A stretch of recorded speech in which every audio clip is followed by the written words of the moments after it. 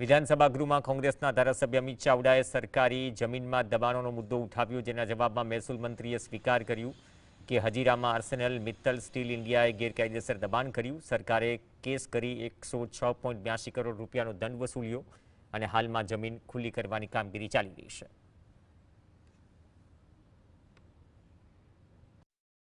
સરકારે રેકોર્ડ પર કહ્યું છે કે કેટલીક જમીનો પર 38 વર્ષથી દબાણ છે, કેટલીક જમીનો પર 36 વર્ષથી દબાણ છે, કેટલીક જમીનો પર 33 વર્ષથી દબાણ છે, 30 વર્ષથી દબાણ છે।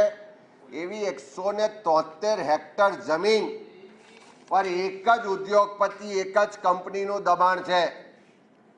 સરકાર માને પણ છે કે દબાણ છે, પણ ખાલી કરાવી શકતી નથી, એના પર બુલડોઝર ચાલતું નથી। પણ ગઈકાલે રાજકોટમાં ગરીબોના ઘરો પર બુલડોઝર ચાલ્યું,